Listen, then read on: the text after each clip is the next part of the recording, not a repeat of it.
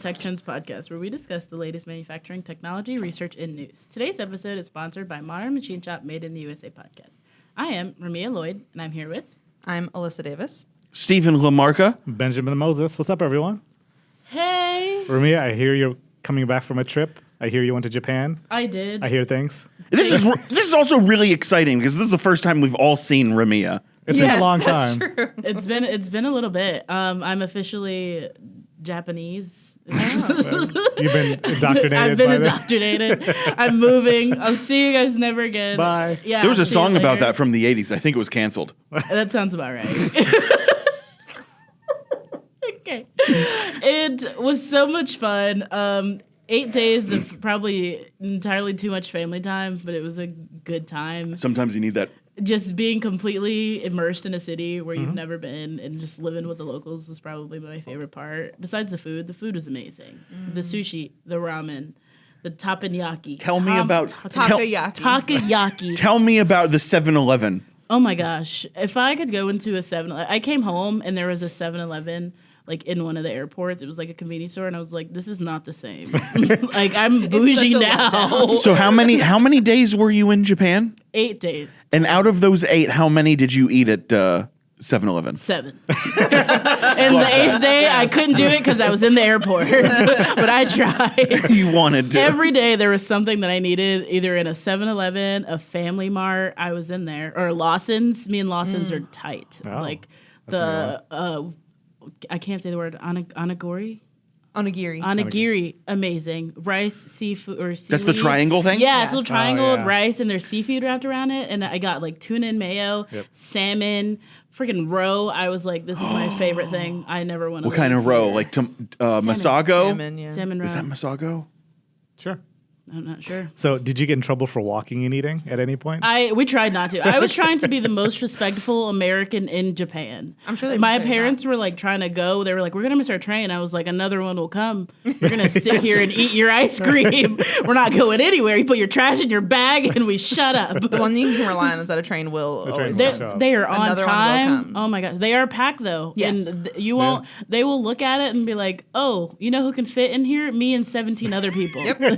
I'm like this, trying not to like encroach people's space. Me and my backpack that's on my front because again, I'm a respectful American, and I'm like this, and they're just keep coming, and I'm like, Shoving Is, you is, in. is that something that you should do out of courtcy as well? Put your backpack in front? yeah, just so taking you up don't less like space. hit them. Yeah, Okay. and also so you're not like hitting people that you don't. Yeah, know you that's know where behind it you. is. Yeah, it was just, and everyone's so respectful. Like if an elderly person comes, they're standing up. If a woman with a baby comes, everybody in the whole train is That's- like, "Do you want a seat?" And That's a I'm like, mistake. Respect. Just kidding. It's like That was their equal choice. rights. Yeah. We believe in equal rights. But 10 out of 10 trip will return to Japan again. Nice. Actually, there's a lot of Japan trips. I'm going to be going in about a month. Really? Yeah. Do all the things. I'm going to do all the things. I'm going to eat all the 7-Eleven food. I'm telling I'm you. excited for it. Chicken meatballs in a little store. It's amazing. Are you going on vacation? 2 weeks. It is vacation Yeah, it's a though. vacation trip. Okay. I thought I was missing out on a work trip. It's like me too. No, if there's a work trip to Japan, I would like to be invited. Guys, Same. I'm just saying. I'm going on a trip without Steve to Japan. It's personal. It's okay. It's okay. Poor Steve. But before we wrap up, tell us about the train ride. What did you see Yeah. on Oh the my train gosh! ride? So we're taking the bullet train, and bullet trains. I expected it to be fast. I've seen the movie. Though I can't remember. That's a different experience, I think. That's a good, Brad good Pitt. frame of reference. The only person I remember in that movie was Bad Bunny because I was like, why is Bad Bunny in this movie? He's killing it, but why are you here? I was like, this is gonna be fast. There's also gonna be a mascot that like runs up and down. There was not a mascot. No mascot. But it was fast. And no Bad Bunny. No Bad Bunny. I looked everywhere though. Sorry. Next time, Benito. Next time. We're like on the train and I'm sitting at the window and it's probably like 8 a.m. Like we're just up at the crack of dawn for no reason. 8 a.m. is not the crack of dawn, but whatever. I'm sitting in the window. For millennials and younger, yeah. I'm just saying, it was a rough time. But I'm sitting at the window staring at the pretty views of Mount Fuji. And all of a sudden, between Tokyo and Osaka, there's this giant orange billboard. I'm like, Mazak. I was like, I'm like screaming and like tapping my mom. And I was like, Mom, look, I know them. And she's like half asleep. And she's like, cool, cute. Like, Bye. stop drinking. And I'm like, it's look, it's amazing. And no one's paying me attention. But I'm just in awe. Like, my phone was charging, so I didn't have the time span to like get it out and take a picture. So now I'm like ready, waiting. If anything else I see, I'm like snapping pictures of just countryside, waiting to see something else. And then I see Fennec Robotics. And I'm like, oh my God. I didn't get a picture of that either. I was too excited and I'm slow. But like, I just like, my life is complete. Yeah. I can't wait to go home and tell all of my work friends that I That's saw awesome. them. And no one's going to believe me because I didn't get a picture. You found people who'd appreciate But that yeah, story. no, my mom and my brother and my dad were just like, cool. I'm glad you're enjoying this train ride. Yeah, I get the For same experience. 2.5 hours. They're like, oh, stop talking. That's pretty good. So it was 2.5 hours from Tokyo to Osaka. Yeah. That's not bad. It was solid. It was solid. And my dad, so we took the bullet train there with no ticket back, knowing we had to like fly back on Friday. This was gotcha. Wednesday. Yep. So we took the train, and then like Thursday, we're trying to figure out how we're gonna get back. And my dad was like, "Oh, can we like drive?" And my brother's like, "It took us 2.5 hours on a bullet train. So how long do you think it'll take us to drive, and with what car?" My dad was like, "I mean, just price out the Uber ride." And my brother just looked at him and was like, no. Like all of our luggage had already shipped back from the hotel. We had like did the service, so they Yep. ship it from your hotel to your other hotel. So we're just Whoa. like walking around Japan with these like backpacks, Yep. and my dad's like, "How much is the Uber?" And my brother's like, "We're going to the train station." It's like 137,000 yen. My dad's like, we're all trying to do conversions. My brother's just like, "Stop." Like, So that It's is too much. That is one thing that I think is purely Japanese is hotel luggage, hotel to hotel luggage transport. No like if you're at way. an airport, So cool. they have a service where you take your luggage there, say what hotel you're going to, they'll transport it From ahead of the you. airport? Airport's a Anywhere. big one, but hotel it's to called hotel. the Black Cat. Yep, Black Cat's a big one. It's really nice. No way. Yeah. Yep.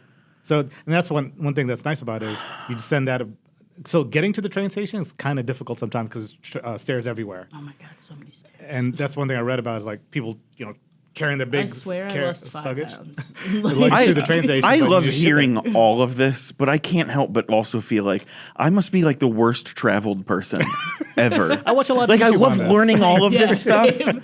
and I'm learning so much from hearing about people's travels. But man, I've been nowhere. You need to up. Frankfurt is a very nice place, and Monterrey, Mexico, very nice. They are not nowhere. I've been to some amazing places, but that's it. You need to up your YouTube game on travel. Okay, I follow Japan Eat. Oh, that's a Oh, good channel. yeah. That's a fun channel. That guy's is like so super chill. monotone. But it's like talking. He says every now and then he just throws in like a quick just statement. There's like what? Wait, what did he say? I could have started one of those just for like 7-Eleven foods, like convenience store foods around Japan. I think I'm he's missing done it. all, He's done it. Well, Dang convenience it. stores not only have the best food, they just have they're like department stores. Like they have Yeah. everything in them. I was They're looking like for it's like a skincare. Walmart. Yeah. That's amazing. 7-Eleven? Yeah. Oh, wow. The convenience stores there like have Are truly everything. convenient. I'm You just- can Yeah. buy an entire bottle of Jack Daniels for like $20. I'm not gonna say I did it Whiskey? once or twice, Wait a minute. but like American whiskey is cheap in Japan? yes, Japanese whiskey is also fantastic. I've heard great things. Oh my gosh, That's we good went stuff. to a Tokyo whiskey library. And when I tell you there was a book of whiskey, and like we do, like you can do like a vodka tonic. They have like highball, so it's like whiskey and tonic. I thought it was gonna be gross. I drank like 6. To be I fair, was like, wow, I'm having a good time, and it's in a can. Yeah. But- to be fair, we do have something like that here, actually in DC. There's a place called the Jack Rose Dining Saloon, and they have a leather-bound 46-page whiskey menu, 11-point font.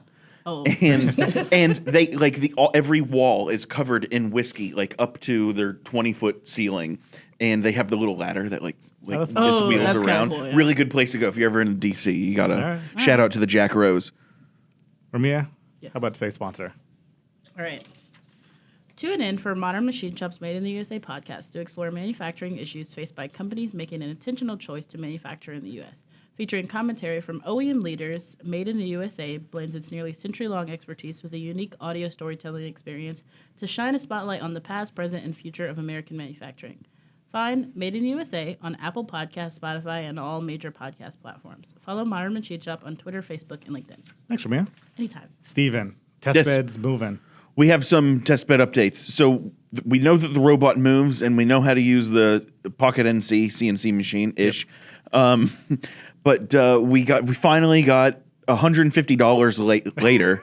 That's actually not even. It's probably more than that. $150 later, and we have a cable to connect the industrial gripper to the collaborative robot, which I also realized now defines our collaborative robot as no longer being a collaborative robot because it doesn't have a collaborative gripper on it. So this was a thing that I learned. That's a plot twist. It's got a working gripper now.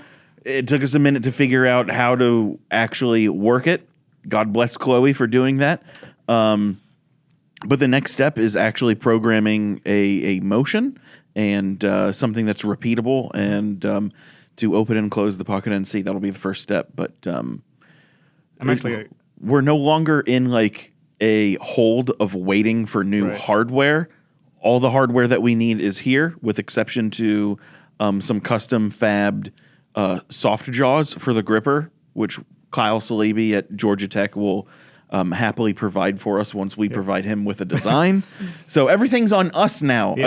Finally, the way things should be. Actually, I was going to mention that. We are the bottleneck. I'm excited for our next test bed session where after you get it moving a little bit is start designing the soft jaws for it. Yeah. So it's going to be like a multifunction. We want it to be able to open the door, be able to grip the part, the raw material, then grip the finished part. In my mind, I'm picturing these soft jaws looking like Leatherman plier grippers. How they have like different sections of the depth of the because it's like they're like needle nose pliers out front. But then, like a little bit in, you have like a cap crimping, and then a little bit more in, you have regular pliers, and then a little bit more in, you have wire cutters, and then a little bit more in, you have cable cutters. It's like we're probably not going to do that much, but it'll probably be like a small cavity to grab onto the handle of the enclosure, and then a larger cavity, like 1-inch diameter cavity in the jaws to actually grab our 1-inch bar stock. Yep. It's going to be exciting. So. Looking forward to that. So wait, if it's not a collaborative robot anymore, is it an uncollaborative robot, or is it just a robot? Now it would just be considered a limited capability industrial robot. So an unhelpful robot. These are shots fired. I don't quite know how to dodge these bullets. So I think Elissa does bring up a fair point.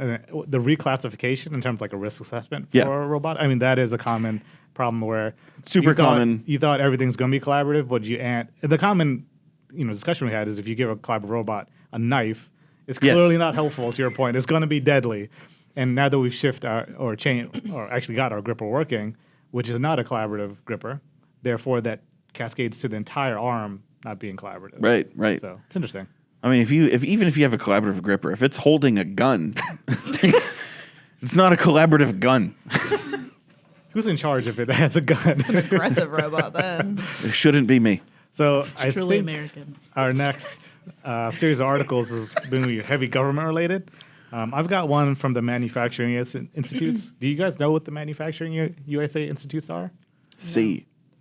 No, but I would like you to tell me. This is going to sound really stupid. Is Lyft one of those? Lyft is one of those. Good job! Congratulations, Elissa. So it is. I got a lot of notes. We love here. all of them. So the reason I bring it up is they published a kind of summary of what they've been doing for the past bunch of years. They've got a pretty good summary. So it's basically 2012. America Bakes was one of the earlier ones, and of course their focus is additive. So what they did a bunch of years ago, the government said we need to focus on technology development, and it's not just technology development, but it's technology development to get to a use case. So if you look at like universities, they're going to do something to say, does this equation work? Does that translate into a product? Most likely not. Like 90% of that stuff exists to further research that gets to a product eventually. What the USA Institutes are focusing on is we have innovation, but that doesn't necessarily cascade into an actual product where I can do something with. So their focus was, okay, you got these ideas, these concepts, these technologies that are kind of dwindling. Let's get them in the hands of people that actually need them, and foster that technology development, but also workforce development. So they have a bunch across the U.S. And the goal is to, I wrote down notes here, help get innovation out of the lab into products manufactured in the U.S. instead of other countries. So their focus is, U.S.-based manufacturing growth. And they have a bunch of interesting processes and technologies. I'll go over some of the overall technologies, but the summary from the past bunch of years, they have 670 applied research and development projects, 63% of the institute members.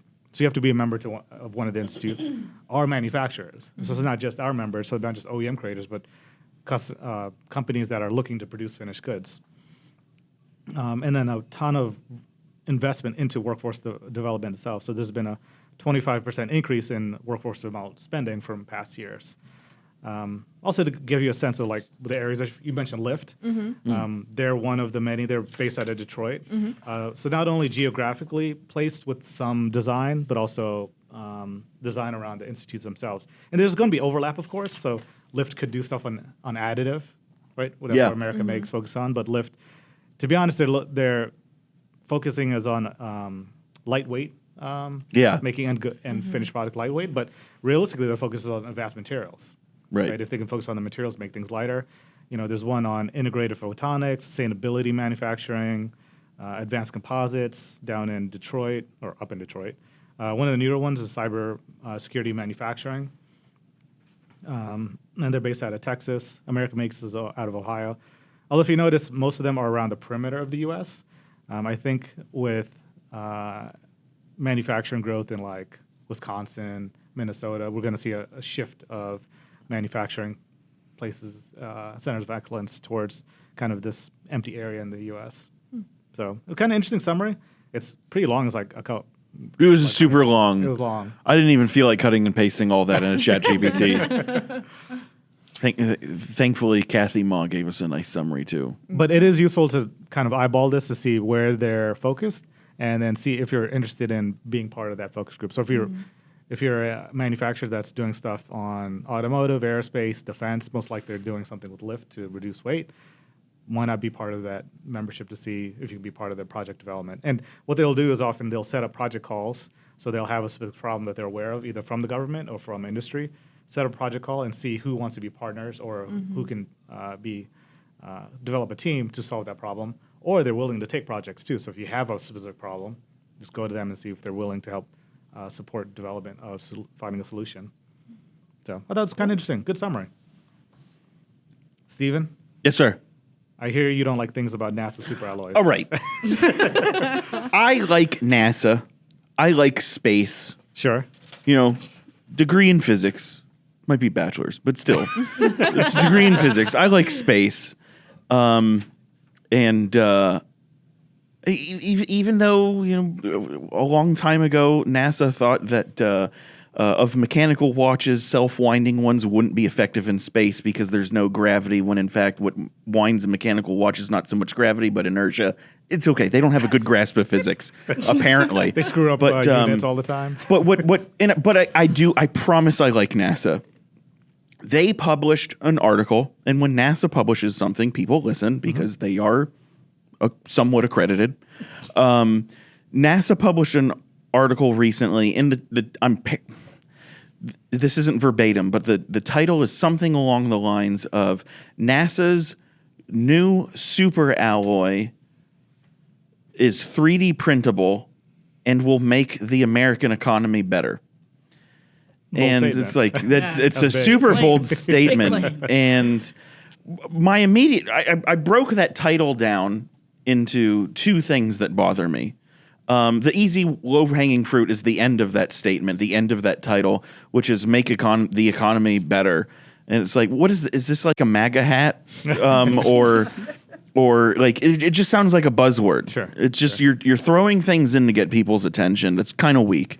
Well, it was effective. It was effective. It was effective. It bothered me. It got me to read this article, and I actually did read it. Clickbait. But then the first part of it, which was NASA's new super alloy, makes 3D printing or it's easy to 3D print. Sure. And the article starts off talking about this super alloy pretty vaguely about in aerospace and with space travel, we need these super alloys that are thermally and chemically resistant to corrosion and whatnot.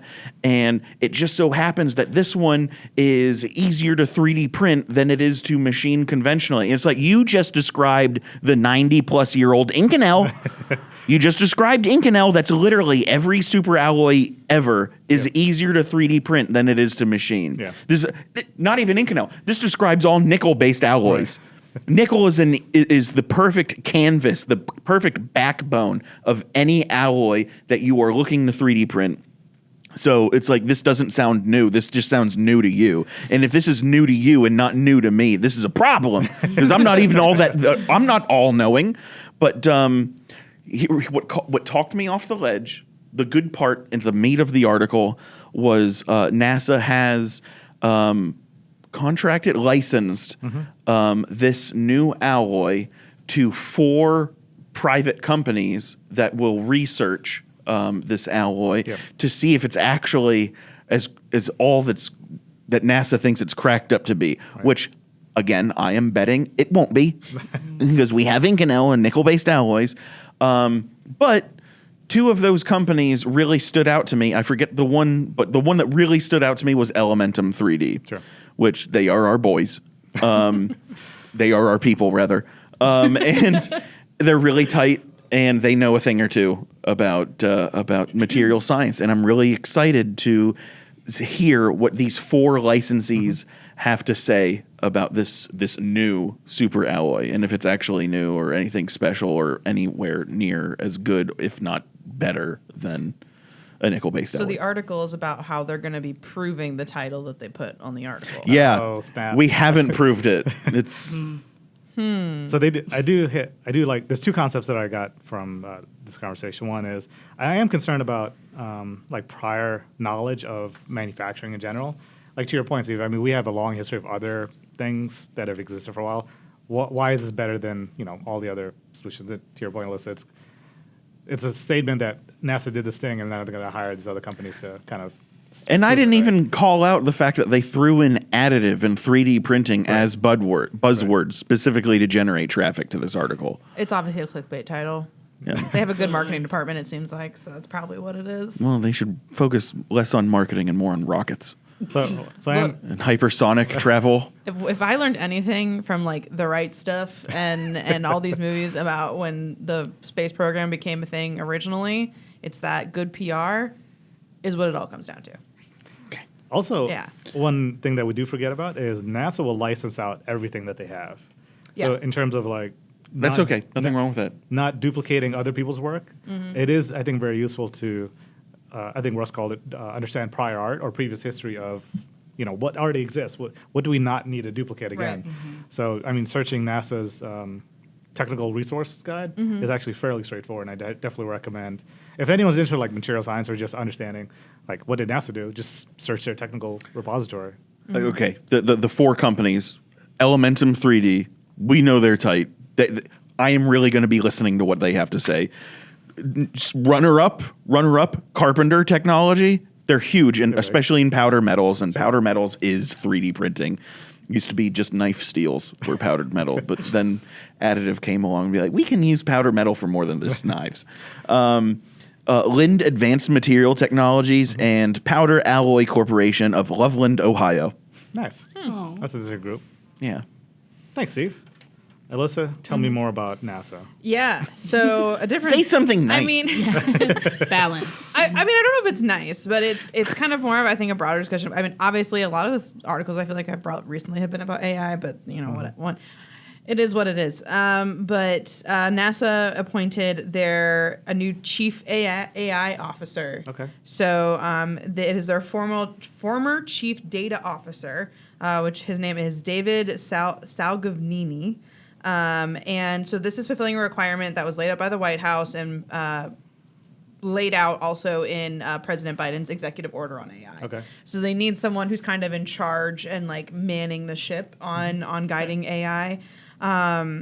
So, and I mean, the article goes on to talk about how a lot of chief data officers are stepping into the role of a chief AI officer.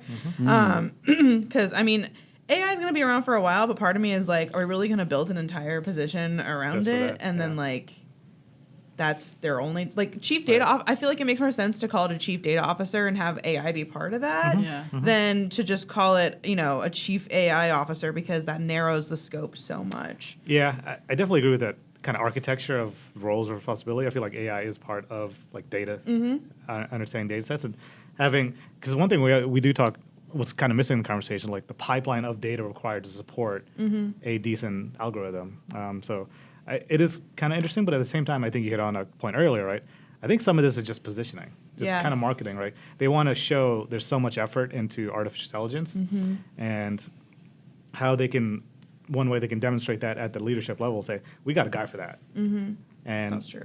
Assigning a chief or chef in this case, it's kind of interesting. So, and also we did. I know NIST is putting a proposal together for another manufacturing UAS institute to focus on artificial intelligence. Also. No way. That makes sense. So there's a lot of things coming together for the government government agencies that focused on AI. And I did see a article. So this conversation came up in one of our committee meetings, where the question of how do I apply AI to a classified manufacturing facility. So if I'm producing finished goods that are in the classified space, there's certain security requirements.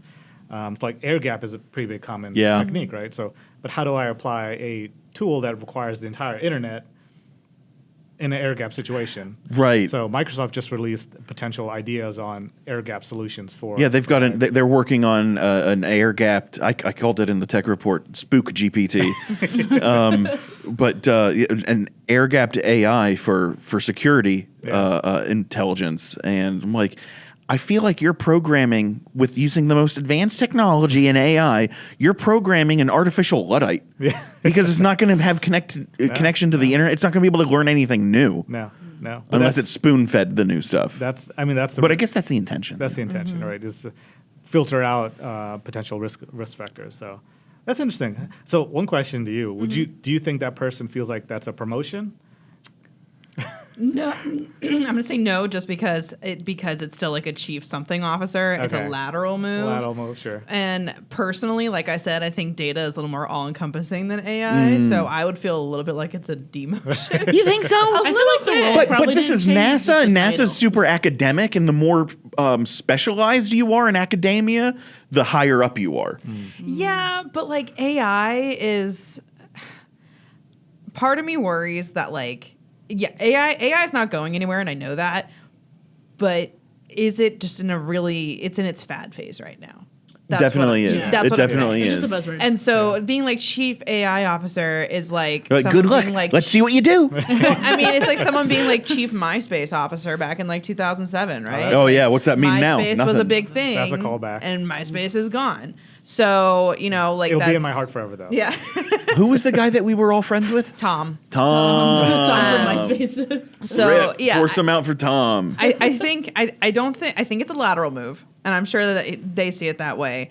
But like I said, I think calling it data is a lot more general, and I think I understand it's probably also because they have to do this because of the things laid out by the government with the fear of AI that's becoming very real, and so they have to have someone who is in charge of AI specifically. So, but someone else is going to be a chief data officer. They're still going to have a chief data officer. It's just not going to be that guy. Create a new role, so Yeah. that's cool. I think the article at the beginning said that they have multiple chief data officers. Or did I Probably. misread that? Good day. I mean, it's NASA, so they have a lot of data. But David Salvanini, good Italian boy. What? How did that come up?